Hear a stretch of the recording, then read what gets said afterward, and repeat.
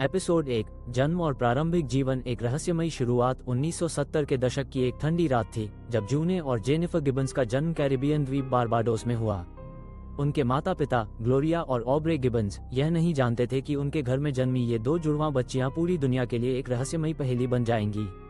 कुछ महीनों बाद उनका परिवार यूके के वेल्स में जाकर बस गया। शुरुआत से ही दोनों बहनों का व्यवहार अन्य बच्चों से अलग था। वे न तो अपने माता पिता से बात करती न ही अपने भाई बहनों से। वे केवल एक दूसरे से ही एक अनजान भाषा में संवाद करती थीं जिसे कोई और समझ नहीं पाता था। पहला अजीब संकेत जूने और जेनिफर को देखकर उनके माता पिता को शुरू में ये लगा कि यह केवल जुड़वां बच्चों के बीच का सामान्य संबंध है, लेकिन समय के साथ उनकी हरकतें और भी डरावनी होती चली गईं। वे दूसरों के सामने बिल्कुल चुप रहती, परंतु जब वे अकेली होती तो एक दूसरे से बहुत तेजी से और अजीब तरह से बात करती। धीरे धीरे उनकी दुनिया पूरी तरह से बाकी लोगों से अलग होती चली गई। वे घंटों अपने कमरे में बंद रहती और जबरदस्त तरीकों से आईने में खुद को निहारती। ऐसा लगता था मानो वे किसी दूसरी दुनिया से बात कर रही हों। स्कूल की दहशत। जब वे स्कूल गईं तो उनकी चुप्पी और अजीब हरकतों ने शिक्षकों और सहपाठियों को डरा दिया। यदि कोई उनसे बात करने की कोशिश करता तो वे बस उसे घूरकर देखते रहते, जैसे कि उनकी आत्मा खाली हो। धीरे धीरे उनके सहपाठी उनसे डरने लगे। कोई उनके पास बैठना नहीं चाहता था और टीचर्स भी उनकी रहस्यमयी हरकतों को देखकर चिंतित रहने लगे। एक दिन जब एक शिक्षक ने जबरदस्ती जूने को बोलने के लिए मजबूर किया तो उसने अचानक से अपनी आंखें घुमा ली और एक डरावनी हंसी हंसने लगी। पूरा क्लासरूम सन्न रह गया। ऐसा लग रहा था कि कोई अदृश्य शक्ति उन पर हावी हो गई हो। आईने के पीछे की दुनिया घर में भी उनकी हरकतें अजीब होती जा रही थीं। वे आईने के सामने बैठी घंटों तक खुद को निहारती, जैसे कि किसी और ही दुनिया में खोई हुई हों। कभी कभी वे बिना किसी कारण के अचानक हंसने लगती और फिर अचानक गहरी चुप्पी साध लेती। उनकी माँ को ये सब असामान्य लगने लगा, लेकिन वो कुछ कर नहीं सकती थी। एक रात उनकी माँ ने उन्हें अलग अलग कमरों में सुलाने की कोशिश की ताकि वे अपनी अजीब आदतें छोड़ दें। लेकिन जब सुबह दरवाजा खोला गया तो दोनों बहनें एक दूसरे की बाहों में इस तरह जकड़ी हुई मिली जैसे उन्हें कोई अलौकिक शक्ति जोड़कर रखे हो। उनकी आंखें खाली थीं, चेहरे पर एक अजीब सा भाव था। ऐसा लगता था मानो वे किसी और ही जगह से आए हों। डरावने संकेत। जूने और जेनिफर की हरकतें धीरे धीरे और भी खौफनाक होती जा रही थीं। वे अब केवल अपनी अजीब भाषा में ही बात नहीं कर रही थीं, बल्कि वे अजीबोगरीब खेल भी खेलने लगी थीं। कभी कभी वे पूरे दिन बिना कुछ खाए पिए अपने कमरे में बंद रहती और जब बाहर निकलती तो उनकी आंखें अजीब तरीके से चमक रही होती। उनकी माँ ने उन्हें एक दिन कमरे में खेलते हुए देखा। वे दोनों दर्पण के सामने खड़ी थीं और अपने प्रतिबिंब को इस तरह देख रही थीं मानो कोई और भी उनके साथ वहां खड़ा हो। अचानक उन्होंने अपने हाथों से अजीब इशारे करने शुरू कर दिए, जैसे कि वे किसी को बुला रही हों। एक रात उनके पिता ने घर के हॉल से कुछ फुसफुसाहटें सुनी।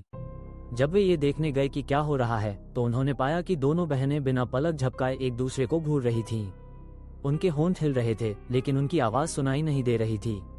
जैसे ही उनके पिता ने उन्हें पुकारा, वे अचानक जमीन पर गिर पड़ी और कांपने लगी। स्कूल से निष्कासन। उनकी हरकतें इतनी अजीब हो गई थीं कि स्कूल प्रशासन ने उन्हें अलग अलग कक्षाओं में रखने का फैसला किया। लेकिन यह एक बड़ी गलती थी।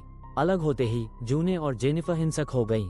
वे खुद को घायल करने लगी, अपने हाथों से खरोंचे डालने लगी और कभी कभी तो खुद को चोट पहुंचाने के लिए दीवारों से टकराने लगी। एक दिन जब जूने को अलग कमरे में ले जाया गया तो जेनिफर बुरी तरह चीखने लगी।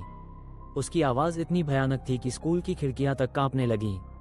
शिक्षक और छात्र भयभीत हो गए। इसके बाद स्कूल प्रशासन को मजबूरन उन्हें घर भेजना पड़ा। बढ़ती रहस्यमयता। अब दोनों बहनों को घर में ही रखा जाने लगा। लेकिन यहाँ भी स्थिति सुधरने की बजाय और बिगड़ गई। वे पूरे दिन अपने कमरे में रहती और अपनी डायरियों में कुछ अजीब बातें लिखती। उनकी माँ को जब उनकी डायरियां मिली तो उसने पढ़ने की कोशिश की, लेकिन उसमें जो लिखा था उसने उसकी रीढ़ की हड्डी में सिहरन भर दी।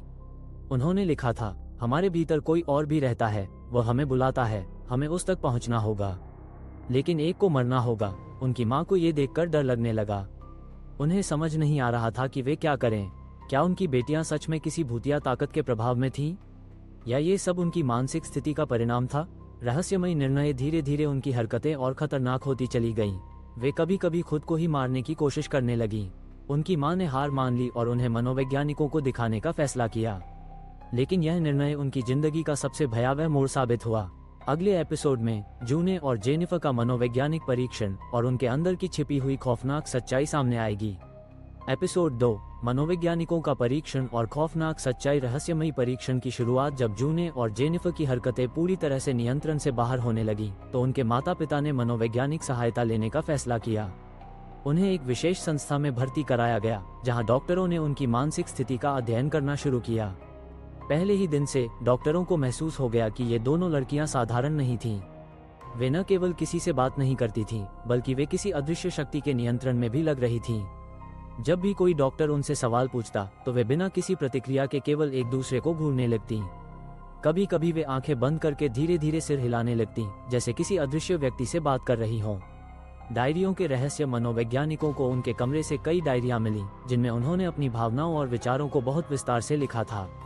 इन डायरियों को पढ़कर डॉक्टर भी दंग रह गए। जूने ने लिखा था, जेनिफर मेरी आत्मा का दूसरा हिस्सा है, लेकिन कभी कभी मुझे लगता है कि वह मेरे अंदर आकर मुझसे मेरी जिंदगी छीन लेगी। वहीं जेनिफर ने लिखा, हम दोनों में से सिर्फ एक ही जीवित रह सकता है। अगर मैं मरी तो जूने को आज़ादी मिल जाएगी। ये वाक्य केवल सामान्य विचार नहीं थे, बल्कि उन्होंने ये संकेत दिया कि उनके बीच एक खौफनाक बंधन था।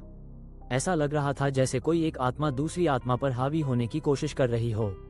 मनोवैज्ञानिकों की भयावह खोज। एक दिन एक डॉक्टर ने दोनों को अलग अलग कमरों में रखने का फैसला किया ताकि ये देखा जा सके कि वे एक दूसरे के बिना कैसे व्यवहार करती हैं। परंतु जैसे ही उन्हें अलग किया गया, दोनों के शरीर में भयानक बदलाव आने लगे। जूने को बुखार आ गया और वह बेहोश हो गई, जबकि जेनिफर पूरी रात छटपटाती रही और बार बार किसी अनजान भाषा में बड़बड़ाने लगी। डॉक्टरों ने जब उनके ईईजी मस्तिष्क तरंग परीक्षण किए तो परिणाम और भी चौंकाने वाले थे। दोनों की मस्तिष्क तरंगें एक दूसरे से बिल्कुल मेल खाती थीं, जैसे कि वे सच में एक ही दिमाग साझा कर रही हों। यह एक अविश्वसनीय खोज थी जिसने मनोविज्ञान के विशेषज्ञों को भी स्तब्ध कर दिया। अजीब घटनाएं। संस्थान में भर्ती होने के कुछ हफ्तों बाद वहां कई रहस्यमयी घटनाएं घटने लगीं।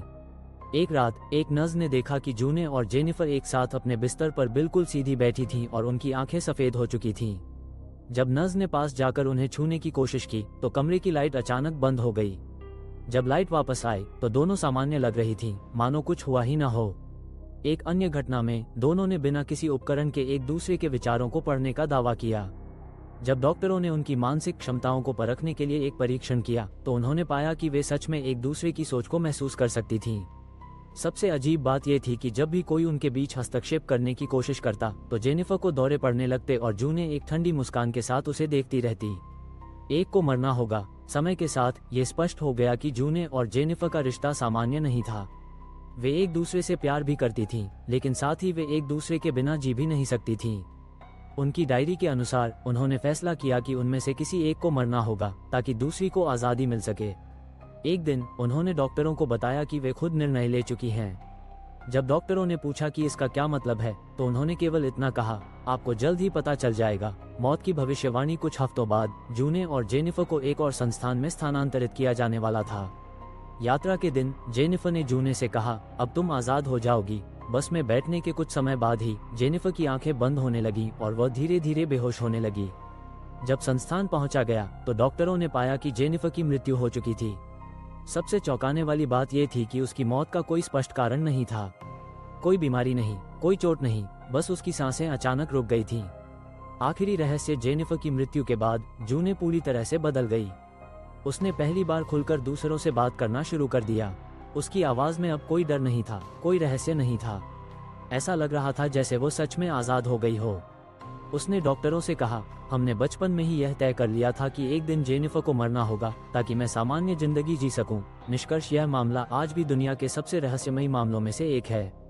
क्या सच में कोई अलौकिक शक्ति उनके पीछे थी, या ये केवल एक मानसिक बीमारी का नतीजा था? कोई भी इस सवाल का जवाब नहीं दे पाया। लेकिन एक बात निश्चित थी, ये कहानी केवल एक डरावनी कहानी नहीं, बल्कि एक सच्ची घटना थी जिसने पूरी दुनिया को हिलाकर रख दिया।